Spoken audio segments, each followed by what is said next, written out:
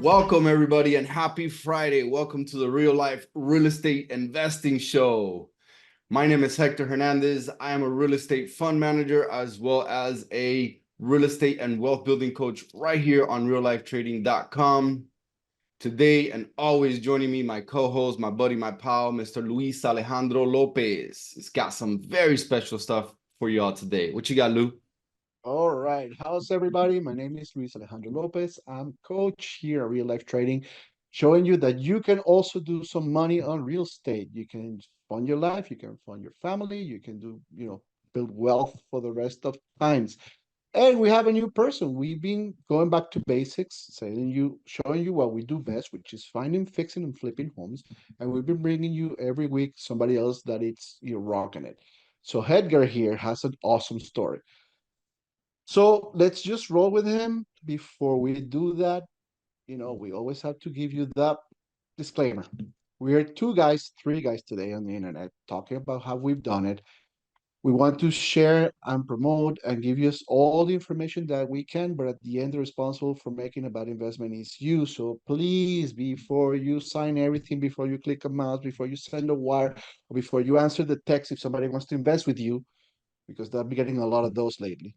I got a line of credit for you for $140,000. Just send me your info. Please.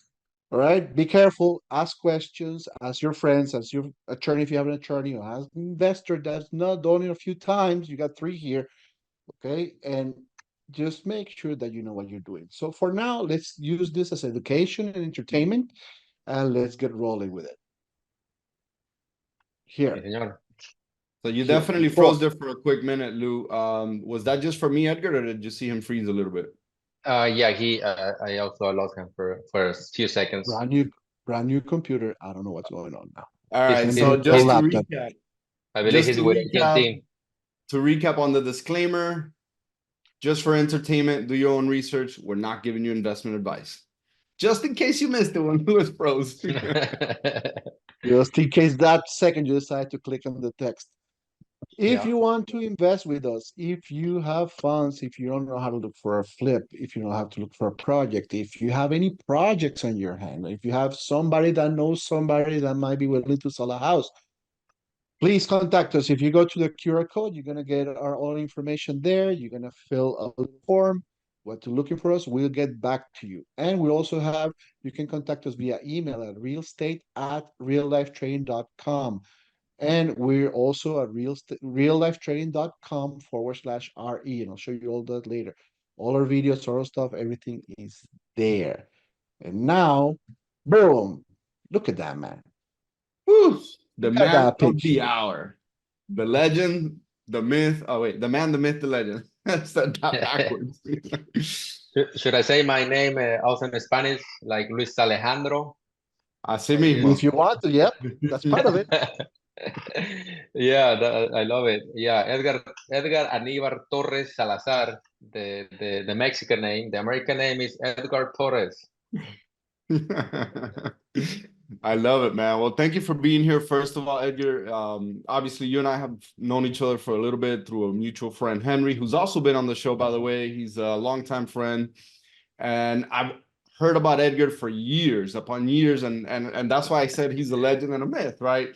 And a few years ago, we actually connected as well. And we got to know each other. We're also on a book club / mastermind together, where we meet once a month at 5:30 in the morning. I know that sounds scary to you guys. It's even scarier for him because you're Central Time, right? 4:30, yes. So it's 4:30 for him. So talk about beast mode right here. I'll let you Yep. share a little bit about your story, Edgar. Why don't you introduce yourself to the crew? Just so you know, heads up, there is a room full of stock market traders live here right now. Some of them do invest in real estate as well. But the idea is to share the skills that we have in real estate so that, the ones that haven't invested in real estate yet, they know that there's another place to put those billions that they're making here in the stock market. Fantastic. That is awesome. Yeah, I'm happy to be here in the show with you guys. And yeah, I'm happy to share my experience, my background.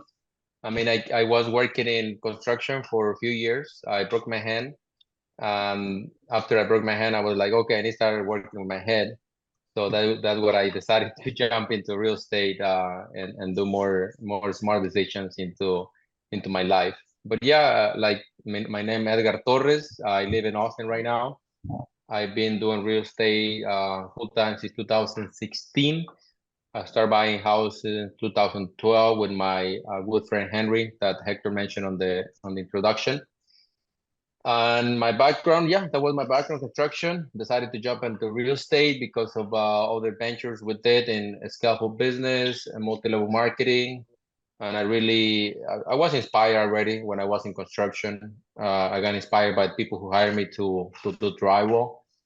And that was always my dream to get into real estate. And it's been fun. It's been about 12 years of experience in this industry.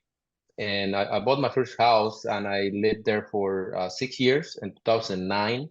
Bought it with a down payment of 3,500. And as we speak, we're gonna be listing this property in the market in the this coming week for about 290,000, 280,000 in the Baltimore area. And yeah, we put about $70,000 on the renovation. So it's been a journey for sure. But yeah, I'm here for you guys. Any questions? Yeah, I would like to share my experience for sure. That's awesome, Edgar. Thank you for that intro.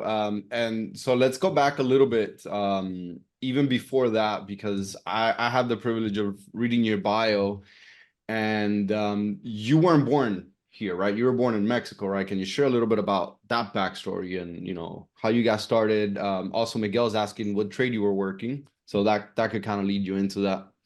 Fantastic. Yes. I mean, I was born in Mexico. I lived there for 17 years. Then I moved to the United States. I visited here in the spring break in 2003.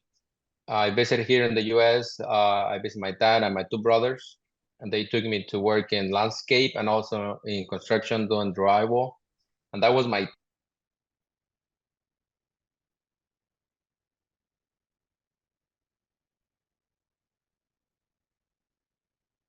role, different role than Mexico, in the small town in San Luis Potosí, Mexico. And I saw that people have struggled with the language, one, and also working really hard to make a few bucks on a daily basis. So I decided to come back for another 2 months and see more of the labor work. I get some cash in those 2 months while I was in high school in Mexico, but that was enough for me to make a change. And I decided to move to the US. I told my dad, hey, you buy a flight ticket with the money I was saved during those 2 months I worked. Here has a drywall hanger. Well, at that time I was just cleaning the drywall on the houses. And yeah, that was how I came to the US. I see a lot of opportunity here to grow and learn the language, and I'm very thankful for that. That's amazing, man. What an epic story. You come here at 17 years of age, basically an adult, little to no English, right? And you're the Zero. drywall cleanup guy. You're barely even the drywall hanger. That guy's your Yeah. boss. Yeah. And now, fast forward a handful of years later, and obviously I know you've done even more than flipping, right? I know you have development projects and you have rental portfolios, real estate company. I mean, it's just amazing, man. What you could do if you just work smart and hard, because it's not just smart or just hard. It's got to be both. Both, yes, correct. That's awesome, man. So let's go back to that first flip. What made you finally, obviously, get into real estate, and then how did you find that first flip, and what made you get into it? Yeah, it was interesting. In 2012, well, I started working with Henry in 2009. In 2008 we did a scaffold business, staffing for building a scaffold from South Carolina all the way to New York City and all the East Coast. And 2012, I was like getting more I was just looking at the Zillow app every single day, looking houses. That was it. And I was like, oh, if I can buy a house, I fix it and sell it, that's an easy money. Let's do it. And I told Henry, I want to buy a house, and that I saw on the market. It seems a good price. It was, I think it was about 60,000 in Rosedale, Maryland, and close to Baltimore. He said, "Look, I don't want to do anything to real estate. Go ahead and buy it, and that will be your house or your investment or whatever you want to do." So I took money out of our savings, bought it. I hold it for about 2 years, doing nothing to it.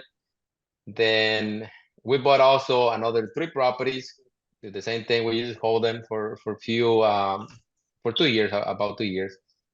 Then when we finish when we end with the construction with the scaffold business, that's when we start thinking about what we're gonna be doing with these properties, because we thought about having them to fix and sell, but that was a lot of work.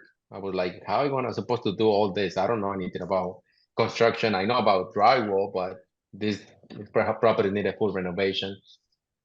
So we decided to sell those properties. We sold them as I would call it like a wholesale, but obviously we were the owners. We end up finding a good buyer. He ended up buying, I believe, 3 of those.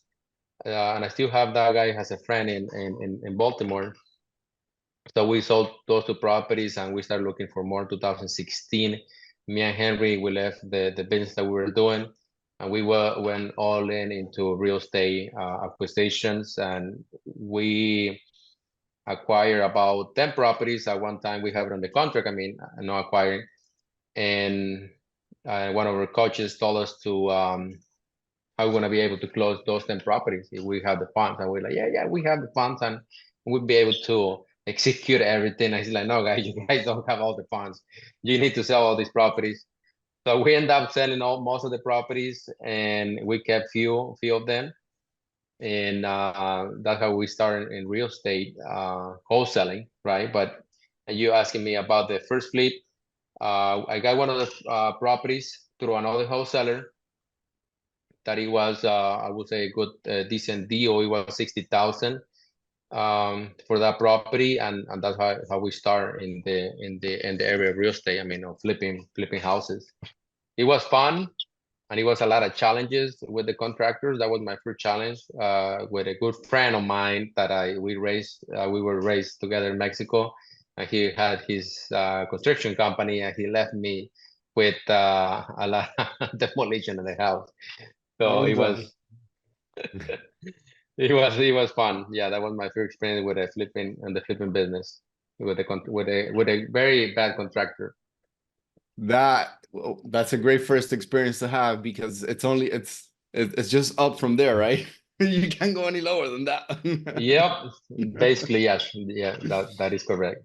Yeah, So that was. that's pretty cool, man. I love that you guys just went in there and you bought that first one. Is there a reason why you decided to just kind of, sit on it for a while? Was it a function of capital? Were you living in it? Were you renting it, or it was just like a savings account?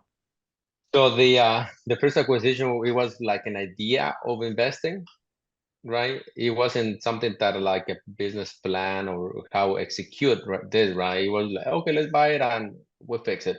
But at the time that was 2012, we have we have our business, and we were running our business. We hired from 30 to 80 employees on the scaffold industry, and we were working from 4 a.m. in the morning to all the way 12 a.m. and the next day, right? So it was like all day long working.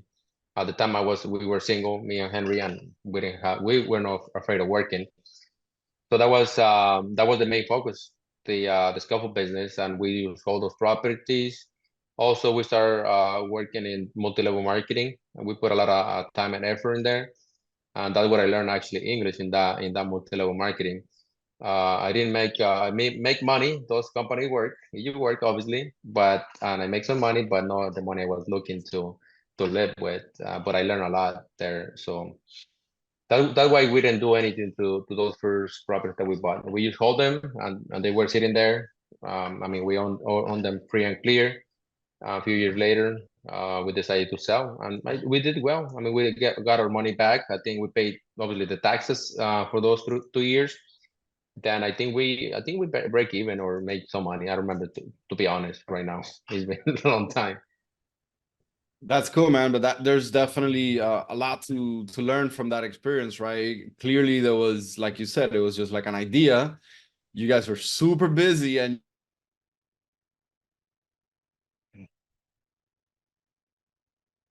then you were faced with the truth. Like, yeah, I got a 15-hour real day job or business that's putting money in my pocket that I gotta keep taking care of. Right, yes, So totally.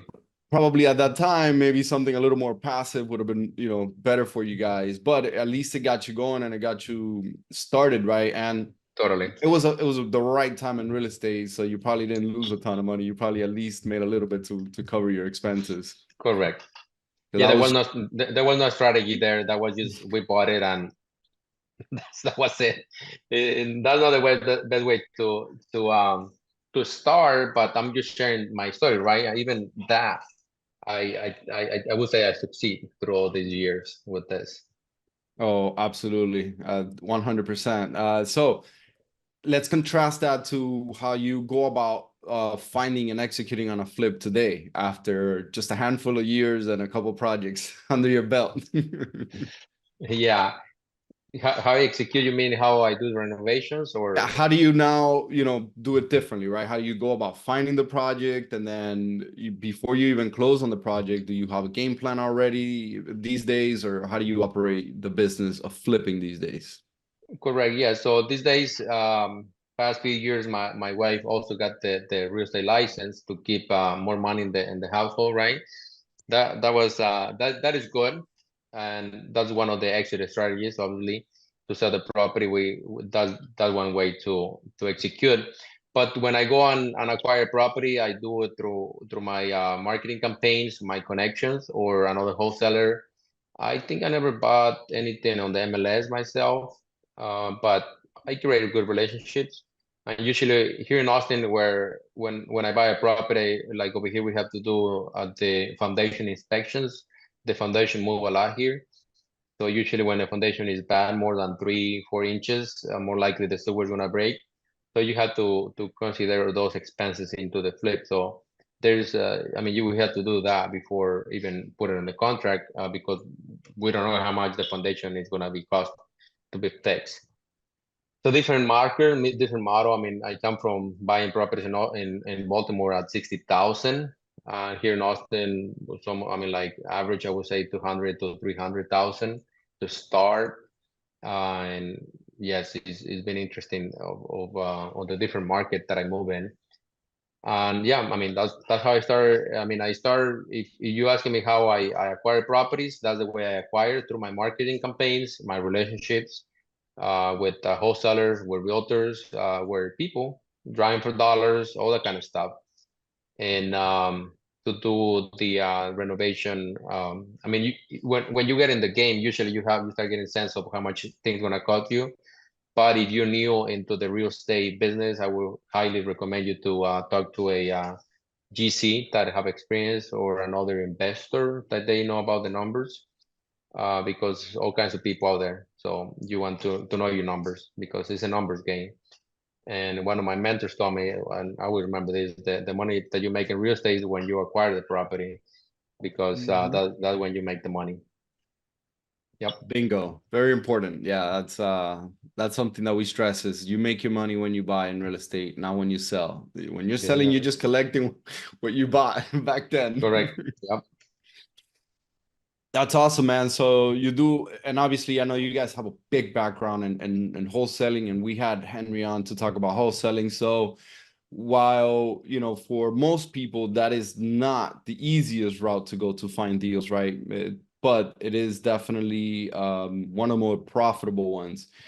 Do you typically, so you said you typically buy off market through your connections, through your wholesaler friends, but then you list on the MLS to sell, or do you, if you're selling retail, right? If you're not selling to a wholesale deal, do you plow it on the MLS, or are you also, do you try to go off market as well for your exits to save the commission No, when a finished product, when a when you renovation sell? is Yeah, finished, finished product. yeah, Mhm. we always put in the MLS. Yeah, we have a dead eyes on more buyers for sure, qualified buyers. Yeah, I mean, I do have some network, but I think putting an MLS would be the best.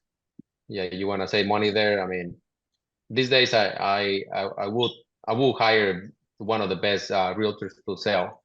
I can tell you that. Yeah. Yeah, it's a mistake that we all sometimes make, right? It's like, oh, let's try to do it all ourselves. Eventually I diversified like you. My wife became a broker, so she did all our listings. My buddy Lewis over here used to do all his own listings. Yep, I used to have a full head of hair too. Oh my God. Yeah, that's good. Yeah. I want to keep my hair for sure. Yeah, I learned that lesson. You know, I used to Yeah. do everything. I used to buy and fix and flip and project manager, the whole shebang, and then The it's whole not thing, working. A He to Z. convinced me. Yeah. Man, Yeah. let somebody else do it. And I will get so emotional. You know how much this pool took me to redo it? I don't care, just a pool. So the offers will come, and I will get all offended. Nah, it's enough. My time is better used finding them. Yes. Correct. So let's share with the team a little bit about the next process, right? So you find a great deal, whether it's off market or wholesaler. You clearly you know your stuff. Do you go out and do your own inspection? Do you send an inspector? What's your process like at that point? Now you've identified a deal, you like the asking price, you feel like you can make some money on it. What's next for you? Yeah, I do what they call reverse engineer, right? How much I want to be spending on all the items on the how much I want to sell, right? That usually the main number. How much Right, I can sell, right? That would be a projection. Not always you sell at that price. Sometimes you sell high, like this 2021, 2022, but 2023, 2024, I don't know about that, right? You selling at the projection that you had previously. So, and I do reverse numbers, right? How much I want to be spending on realtor and commissions and the construction, holding costs, the loan, the closing costs, all the inspections. And yeah, that's basically what I do. Then for when I gonna do the estimate for the construction, usually I do heavy renovations. So I don't need to do a lot of inspection because I know I'll be changing everything, right? So usually I do like new wiring, new plumbing, new HVAC. I don't need to do none of those inspections because everything's gonna be new. It would be waste of time for myself. Now, if I wanna buy a newer property that I know that all those mechanicals are in good shape, I would like to do a inspections, preparing inspections, so you get a report. Something that I learned through my house last year. I bought my house about 4 years ago, and we have a home inspector did inspection, everything good. And but I didn't do the hydro test. The hydro test is when you put water into the piping to find out there's leaks. So we didn't do that, the inspection. So I did it last year because foundation was moving and I leveled the house.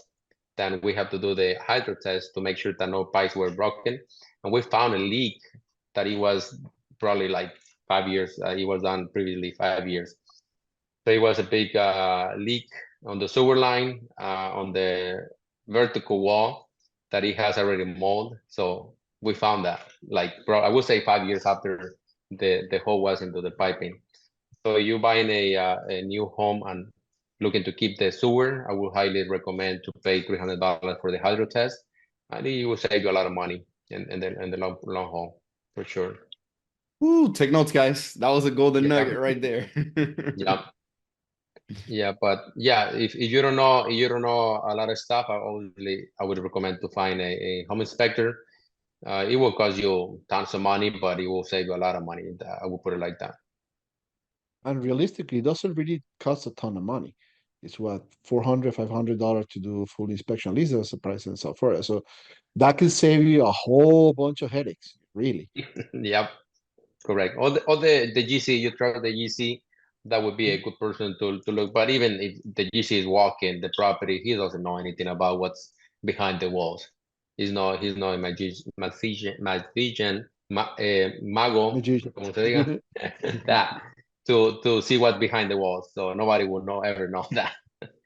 Yeah, Absolutely. that's a great point, and that comes down to market, market specific, because that might be a thing in Austin, but it might not have been a thing up in Maryland, right? And it Yeah, really depends on the the age of the condition. construction and the market.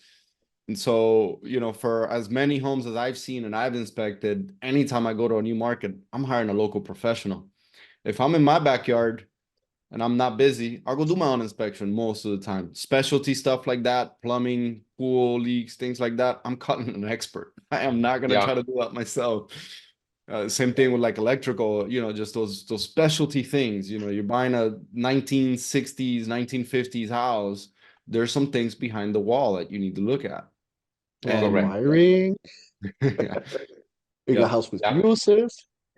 Yeah, the aluminum wiring that I mean, you don't know. I mean, even if you're in construction or you don't flip it's aluminum wiring or copper wiring, like what's the difference? That you hire a master electrician or somebody who have access to the master electrician, the asbestos, all kind of stuff. But yeah, you're right about Baltimore. I never have any issues with the foundation. I never hear like people complaining about foundation issues. But Maryland, I mean, here in Austin, like all the houses, we have to look into the foundation. And that's another reason why it's also important to link up with local investors, because you go to a local REIA meeting and they're going to talk about this stuff. If you're getting into a new market, I highly always recommend is go talk to local guys, and most of them are willing to share stories, and from there you go picking up some stuff. Correct. So that's perfect. So you do your inspection, you come up with your budget, numbers work. What's the next process? Do you pick up your hammer and your drywalling tools, or are you hiring people these days to take care of that for you? Well, that's an interesting thing. After many years handling everything, right, and doing all the subcontracting and all the management of the project, I decided to hire a contractor and get it done. Yay! So I decided, and it went wrong. Oh no. Oh God, yep. It went wrong, and I did down 2 properties, and it went wrong. I hired the wrong guys, and a lot of headaches, a lot of losses. I mean, even the years of experience, guys. I'm telling you. I think it's like any kind of relationship. You want to really do a screening, like really look into who you want to hire and be very close to what they do. And even they say, or even if you see that they are very good at what they do or have a references on clients or they show you what the work that they do, you always want to be looking into for your stuff, because at the end of the day, it's your investment. It's not their investment. So yeah, I decided to hire them and didn't went well. This year, I want to be probably interviewing probably from 20 to 100 realtors, GCs to find the right person. And these days, I wanna do user partnership with them, so they feel they put the skin on the game, and they feel more of the sense of the investment, not use somebody hiring them. And that's basically my goal these years. Also, it's good for the GC to get involved into the investing Oh, more project. absolutely. We can run more projects in that way. Yeah, you're definitely helping them out, helping them grow as well. Yeah. So That's yeah, cool. Go that's it. ahead. No, I say that that was my process with the renovation these past years. Okay. No, that's definitely good, and it happens, man. It happens to the best of us even after years and years of experience, and sometimes good GCs go bad too, right? Good contractors go bad too. They have their own personal issues, and like you said, it's your investment, not theirs. They got a job. Correct. That's there's a saying in Spanish. I tried to translate it the other day, and I don't know if it'll make sense, but it's the owner's eye fattens the cattle.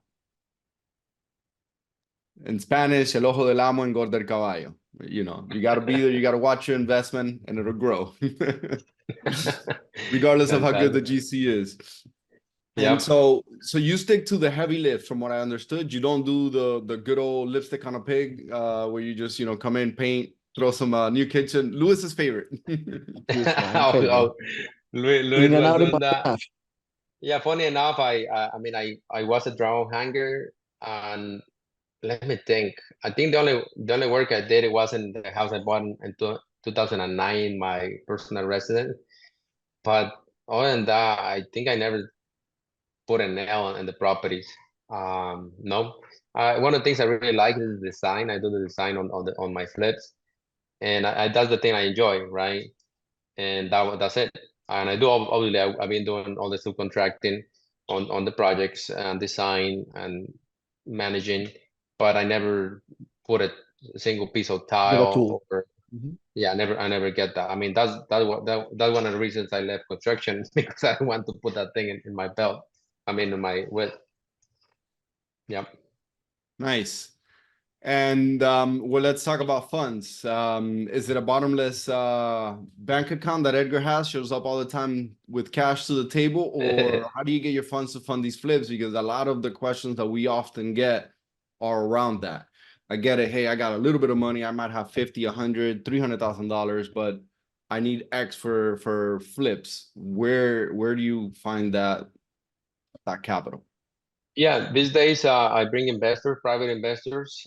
They bring, I mean, in Austin, the like one of the acquisitions I did it was about 300,000, other one 400,000, the other one at 500,000. So usually those kind of properties, I bring a private investor and I leverage the capital to get the loan with the hard money loan, and that's how I do these days. In Baltimore, I mean, the first property we did, it was all cash that we have saved. It wasn't like a $500,000 project. It was about 120, I would say, that we spent there, and that was the same me and Henry had on for our business. But after that, I mean, if we had a loan in there, probably because of how long we took to do the renovation, probably we didn't make any money with the loan in place. So after that, we start getting with that money, we start getting hard money loans, but we obviously did the numbers calculating the cost of the loan or paying a private investor. So yeah, these days private investing, hard money loans, but I don't do all cash out of my cash basically. No. Okay. And can you share with us what some process that, someone who hasn't gotten started in this game could do to find some of those private investors? Well, it's about relationship that you have and just look at your network basically. And a lot of people, I mean, how much money you want at the end of the day, right? Right? You want $10,000 for one person, or you want $10,000 for 10 people, right? And how much basically you're looking to raise. I would say it's a simple process. People is afraid to talk about investing or the approach that you do. Like I have a good friend of mine. He asked me, "Hey Edgar, I need $15,000 for X reason, right?" And I was like, at the time I had most of my money out, but I had the ability to lend him the money, but he never offered me any interest, any collateral. He didn't offer anything. He's just like, "Hey, let me borrow 15,000." I'm like, "Okay, I mean, what else?" So I didn't lend the money to him, right?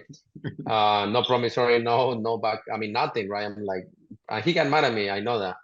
But when I always go and talk to someone, even I mean my neighbor, I use talk to my neighbor. Hey neighbor, we've been talking for a year, and I told him, look, I have an investing that I'm gonna be raising funds, about 60,000. He's like, sure, yeah, let's do it. But what is the collateral? Oh, I have this lot that is paid off. We can put that as a collateral, and we do a promissory note, or we do a deed, a lien on it, and give you percentage on your money per annum, and he's happy. So it's about the approach, and you never know who has money because yeah, you have to ask as anyone. But again, offer something, not use give me money, and what they're gonna get out of that. And obviously, the way you project yourself, the way you behave with your friends, and they know you, and they know that they can lend the money to you, or they will not give you money. Yeah, that's very important, right, Lou? Like you got to lead with Re- what's in it for them. Yep, that goes back to relationship, really. You know, Yep, that you That's the show up rule of every every day and relationship, right? you always It's answer the good for phone. them. yeah. Awesome. What So about let me contractors? Go ahead, Lou, my bad. I want to clarify something. So you raise the basically will be the down payment, and then you get a hard money loan. So you really put zero money on your own. If I structure the deal correctly, usually that's the case. Okay. Sometimes I also leverage my money. I would like to have also skin on the game. I think you can get comfortable when you have everybody else's money but yours in the game. You feel more pressure. I would say that, right? But that's up to people how they want to do. But yeah, I can if I structure the deal correctly. I usually I can bring about let's 20% on the acquisition. Will cover all 10% of the acquisition and all the closing costs plus first draw of the construction. Or I can talk to the builder, the GC, to factor in the about 10% of the budget, and then also bring the draws, inspections, and get the money back. But again, it's about how you structure the deal in this case. But yeah, I can do basically a deal Very without interesting. money out of my pocket. Fear money down, right? Yeah. It's like Carlton Infinite Sheets return, all over pretty much. again. What is it? Carlton Sheets, that's one of the guys that I helped me to fall in love with real estate many years ago. That's what he would say. Oh, buy real estate with no money down, pennies on the dollar. But it can be done, right? It's just a matter of how hard you find, how hard you look for a deal, and you find a good enough deal that you entice people to help you out. Like you said, that's not a permanent solution. Eventually, you will have to put your own capital into deals, and it's probably better that everyone has some capital in the deal. Skin in the game is important for motivation purposes. Correct. But Yeah, if you really, really have no money, that's no excuse to not get started in real estate. that is right. All right. What about contractors? So I know that you said you obviously you had some difficulties there with some GCs. What did you learn from that, and what do you think that you could do different moving forward besides the partnership aspect? Because I think that's a brilliant idea, right? Giving them some skin in the game, some back end profitability. But say that there's a particular GC that doesn't fit their model. They're not there yet. What else can this particular group of listeners do that you've learned in your career to help you manage contractors better or find better contractors? Yeah, it's about in this case would be the screening on the contractor. You want to put also contracts, guarantees, and basically that's a way for you to save your back, right? And you want to set up expectations with them, how you want things and the communication, invoices. You follow basically a scope of work in writing, and make sure everybody is on the same page with that. The first house that the first flip I always done that. I put everything in writing because over here I always forget. But in writing, I mean, it's there, right? So I give one copy to the GC that end up with the project, and I did one for myself. He forgot about, or I don't know why he did that, but he didn't put the crown molding in the property. And I said, bro, look at the contract. The crown molding is in the contract. I said, it's not in the contract. So he went in the contract, and the crown molding was in the contract. He put the crown molding in there. But yeah, that's a way to do the things, because you start walking the property and you telling them what to do. They want to forget, and you want to forget. So do everything in writing, have contracts, have warranties, and make sure that they keep everything in writing. For the MEPs, make sure, or mechanicals, make sure you hire somebody with the license. I believe all the states have the plumber, HVAC guy, and electrician to be licensed, right? Like here in Texas, to be a GC, you don't have to be licensed. In Maryland, you have to have a license as a GC. But over here, anybody can just open a company and be a GC, basically. But those three, at least those three, you want to have them to have the license. So you have your back covered, and they know what they do. If they do something wrong, they can lose their license. So make sure you get them. Might be a little bit expensive than other people that they don't have the license, but at the same time, at the end, you want to save more money. That's great advice. So you said that was mechanical, so like your HVAC guys, your electricians, and your plumbers. You always want to go with Correct. licensed guys. Yep. That is correct. Yeah. That's very valuable advice. And I love the part about the scope of work and documenting it and making sure it's in writing on the contract. because I too have made that mistake with either the text message or the loose piece of paper with the estimate on it, and then that disappears in the truck somewhere, and then it's like, no, I didn't tell you I was going to do that. And then it's just word against word, and then who's right, who remembers what. Sometimes it's not that they're trying to go one over on you, is they legitimately forgot. So if it's in writing, it's impossible to forget. Correct. Yeah. If you're in a state that the GC doesn't need a license, I always even if they don't have a license, I will ask them to have a the company register and general liability, right? And I would get them to give me as an insurer. Because like in Maryland, the property we just renovate for the first time, I renovated property that I didn't went to look anything on that property for the first time after 30 years in my career in Maryland. So I talked to two GCs, right? The first says I have license and I have insurance and everything, and he ended up having nothing, right? And the second one has the license, the insurance, and everything, right? So I obviously decided to go with the license, and everything went great, right? Obviously challenges because after again removing drywall, you don't know what's behind. Challenges, but with him, no challenge at all. Everything great, great communication, and I'm really happy that I did that just for the experience that I got. I mean, again, I didn't expect none of that thing, none of the items in the property. The GC took care of everything, and the management of also the MEPs. So now that Nice. brings us, Tina just asked us a question. What do you do to ensure that the project really moves and you get into the timelines that you required while you're not there? How do you That's supervise that everything's being done? Let's say you're in Austin and you're doing the Maryland project and that's you a great verify it. question.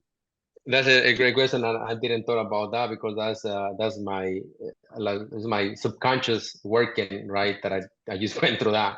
But how I keep up with the pace. One, obviously, the guy who did the work, we used to play soccer together about 10 years ago, and he's been asking me questions about real estate, life, and all kind of stuff. So I was being for him, right? So by the time we start this project, we already have a conversation and relationship with him, and he started working in the project. And again, the communication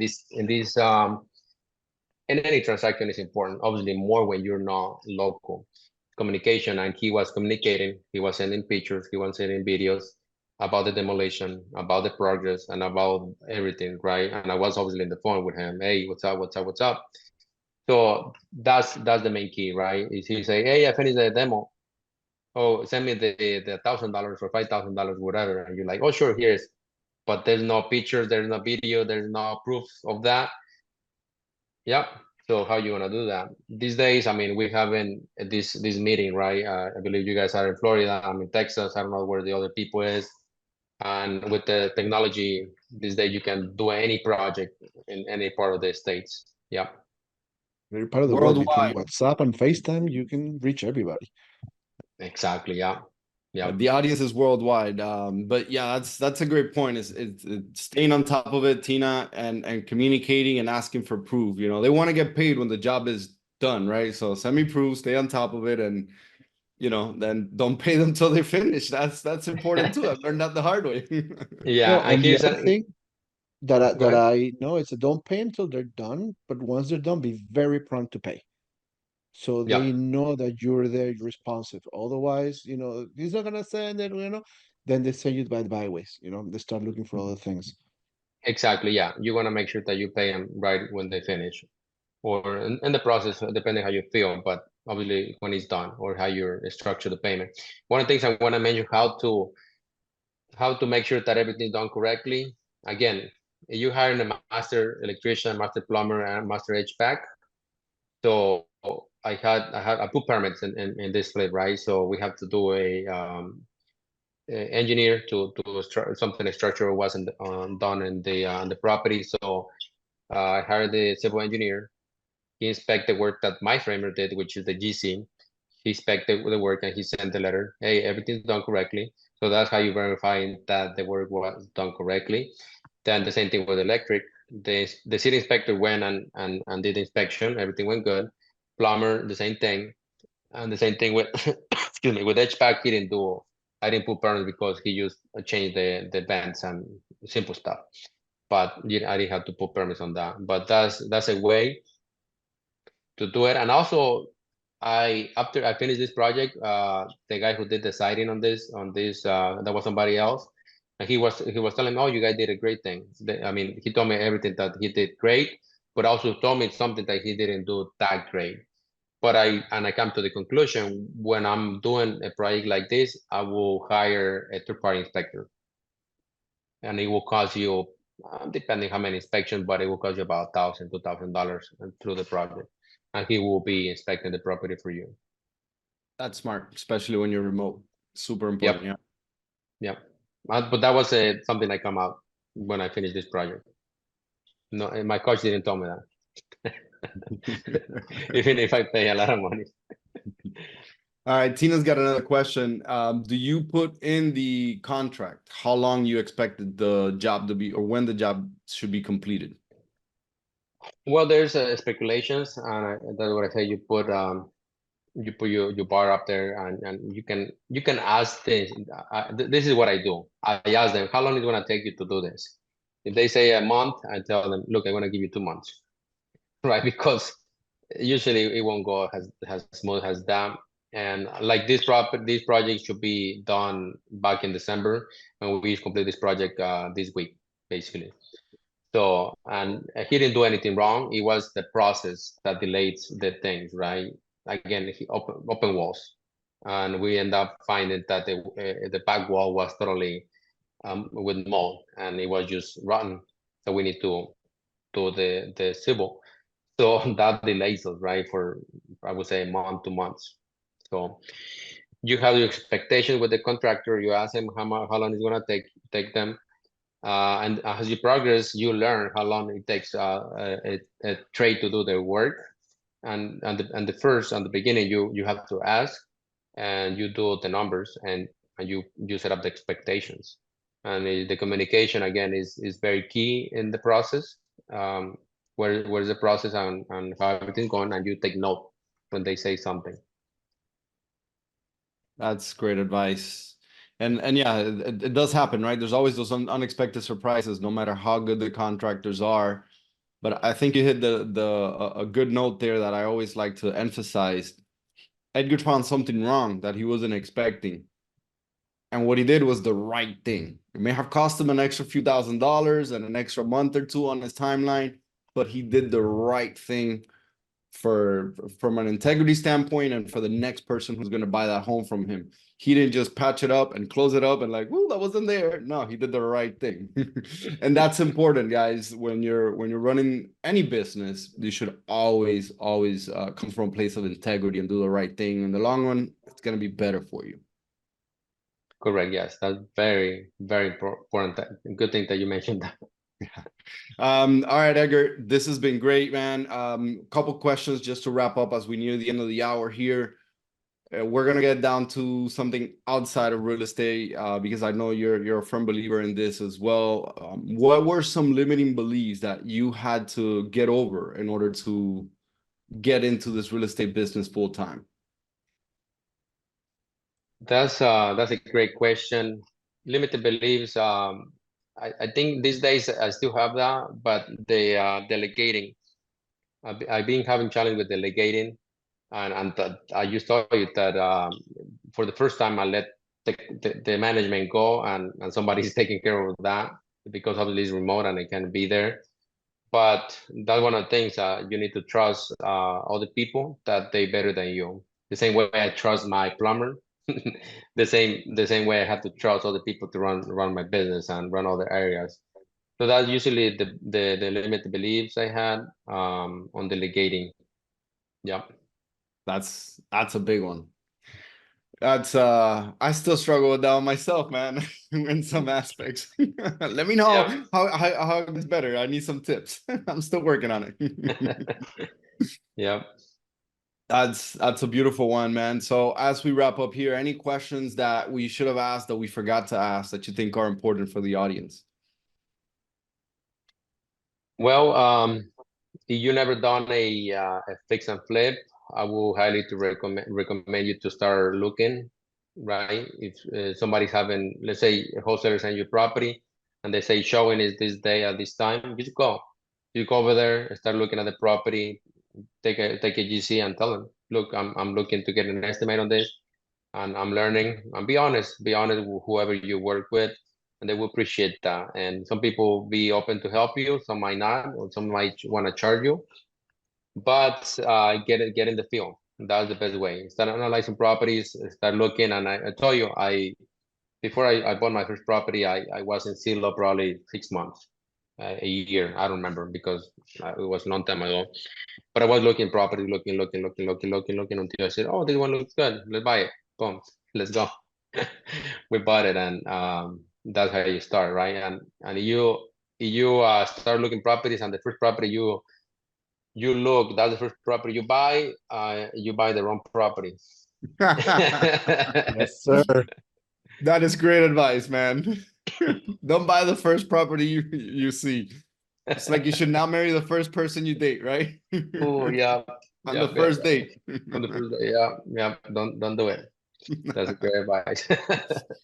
I love it, Yeah. man. Well, thank you so much, Edgar. Really appreciate you being here. Lou, you can start wrapping it up. Team, for anyone here live or anyone who is watching this on YouTube, if you want to reach out to Edgar, you see his information right there on the screen. That's his email, his website. Whether you're looking for a partnership, whether you're local in Austin, you want to learn from Edgar, or you want to loan him some money for some of his projects, reach out to him. I'm sure he wouldn't mind. Yeah, reach out. I always love to help people.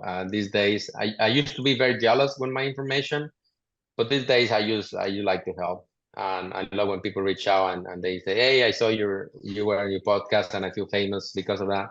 So that's that's great that you guys reach out and ask.